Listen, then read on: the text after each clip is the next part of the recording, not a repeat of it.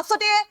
স্বাভাৱিক মৃত্যু নে অস্বাভাৱিক মৃত্যু ইয়াকে লৈ সকলোৱে প্ৰশ্ন উত্থাপন কৰি আছিল কিন্তু অতি সোনকালে এই জুবিন গাৰ্গৰ মৃত্যু সন্দৰ্ভত যে এছআইটিৰ প্ৰতিবেদন সেয়া ৰাজহুৱা কৰা হ'ব বুলি মুখ্যমন্ত্ৰীগৰাকীয়ে আজিৰ দিনটোত স্পষ্টকৈ মন্তব্য কৰিছে মুহূৰ্তত সবিস্তাৰে আমি খবৰ লৈ অহাৰ চেষ্টা কৰিছোঁ আৰু সকলোৱে আচলতে অপেক্ষাৰে বাট চাই আছিল যে জুবিন গাৰ্গৰ প্ৰিয় শিল্পীগৰাকীৰ সৈতে প্ৰকৃতাৰ্থত কি হৈছিল প্ৰিয় শিল্পীগৰাকীয়ে কিহৰ বাবে মৃত্যুক আঁকোৱালি ল'বলগীয়া হ'ল সকলোৱে আচলতে ভাবিছিল বা সকলোৱে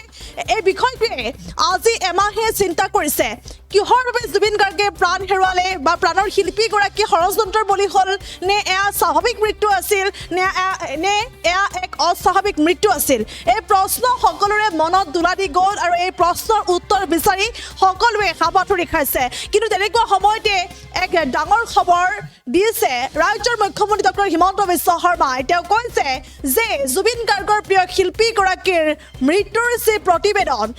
এছআইটিৰ প্ৰতিবেদন ৰাজহুৱা কৰা হ'ব বুলি স্পষ্টকৈ উল্লেখ কৰিছে ৰাজ্যৰ মুখ্যমন্ত্ৰী ডক্টৰ হিমন্ত বিশ্ব শৰ্মাই প্ৰতিগৰাকী জুবিন অনুৰাগীয়ে জুবিন গাৰ্গৰ মৃত্যুৰ প্ৰকৃত কাৰণ কি সেই কথা জানিব পাৰিব আৰু তাৰ পূৰ্বে ছিংগাপুৰ আৰক্ষীৰ সৈতে অসম আৰক্ষীৰ হ'ব এখন বৈঠক এখন পোনপটীয়া বৈঠক হ'ব আৰু সেই বৈঠকৰ পাছতে এছআইটিৰ প্ৰতিবেদন ৰাজহুৱা কৰা হ'ব বুলি স্পষ্টকৈ মন্তব্য কৰিছে ৰাজ্যৰ মুখ্যমন্ত্ৰী ডক্টৰ হিমন্ত বিশ্ব শৰ্মাই কেনেকৈ কি ঘটিছিল প্ৰিয় শিল্পীগৰাকী কিয় অকালতে আমাৰ মাজৰ পৰা আঁতৰি গ'ল সকলোৰে মনত এই প্ৰশ্ন উঠাটোৱে স্বাভাৱিক বা কোনেও শান্তিৰে সময় পাৰ কৰিব পৰা নাই দিন পাৰ কৰিব পৰা নাই সকলোৱে আজিও একেদৰে কান্দি আছিল যিদৰে 19 ছেপ্টেম্বৰ অভিশপ্ত 19 ছেপ্টেম্বৰত সুদূৰ ছিংগাপুৰৰ পৰা ভাহি আহিছিল সেই খবৰ যে জুবিন গাৰ্গ আৰু নাই সেই খবৰ পোৱাৰ পাছতে কিদৰে জুবিন অনুৰাগী আচলতে কান্দি আছিল ঠিক একেদৰে আজিও প্ৰতিগৰাকী জুবিন অনুৰাগীয়ে উচুপি আছে হিয়া ঢাকুৰি কান্দি আছে আৰু সমান্তৰালকৈ সামাজিক মাধ্যমত এখন যি ডিজিটেল যুদ্ধ সেয়া অব্যাহত ৰাখিছে গতিকে সকলোকে ন্যায় লাগিব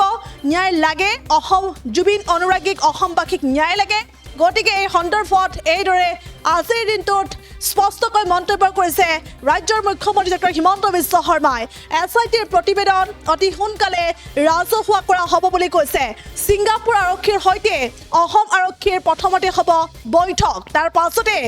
এছআইটিৰ প্ৰতিবেদন ৰাজহুৱা কৰা হ'ব বুলি স্পষ্টকৈ সেই কথা উল্লেখ কৰিছে মুখ্যমন্ত্ৰীগৰাকীয়ে কেনেকৈ কি হৈছিল জুবিন গাৰ্গৰ সৈতে অসমৰ জনতাৰ বাবে এছআইটিৰ ৰিপৰ্ট প্ৰতিলিপি সংবাদ মাধ্যমলৈ প্ৰেৰণ কৰা হ'ব বুলি জানিব পৰা গৈছে পুনৰলৈ কৈছোঁ অসমৰ জনতাৰ বাবে মৃত্যুৰ যি তদন্ত এছআইটিৰ যি প্ৰতিবেদন সেয়া ৰিপৰ্ট সেয়া প্ৰতিলিপি সংবাদ মাধ্যমলৈ প্ৰেৰণ কৰা হ'ব বুলি কৈছে মুখ্যমন্ত্ৰীগৰাকীয়ে আৰু 21 অক্টোবৰত ছিংগাপুৰ আৰক্ষী আৰু অসম আৰক্ষীৰ সৈতে বৈঠকত মিলিত হ'ব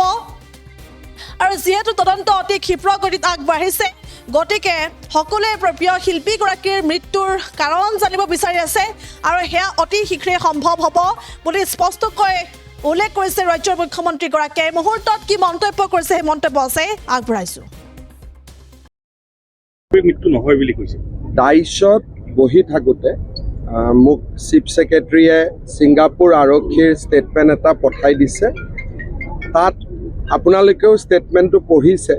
গতিকে ষ্টেটমেণ্টটোৰ ওপৰত মই ক'ব বিচৰা নাই 21 তাৰিখে ছিংগাপুৰ আৰক্ষী আৰু অসম আৰক্ষীৰ বৈঠক অনুষ্ঠিত হ'ব আৰু সেই বৈঠকৰ পৰা ঘূৰি আহি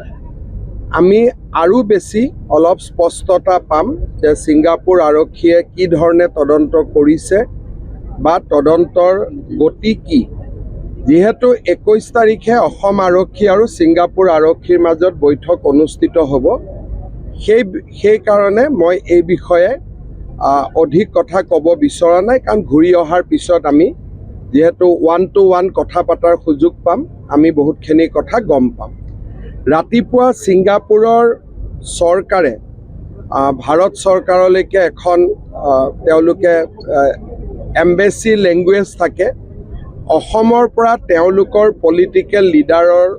ফেচবুক বা টুইটাৰত অসমৰ পৰা বিভিন্ন ধৰণে বিভিন্ন কথা পোষ্ট কৰি থকা কাৰণে তেওঁলোকে অসন্তুষ্টি ব্যক্ত কৰিছে আৰু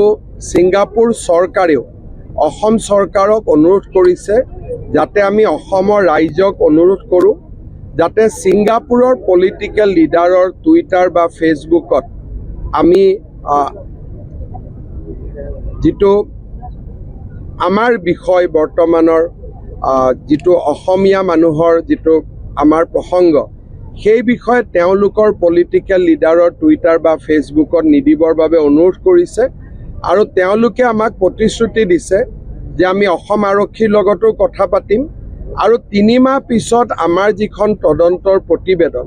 তাক আমি ৰাজহুৱাও কৰি তাৰ প্ৰতিলিপিও আপোনালোকক দিম। SIT টিমটো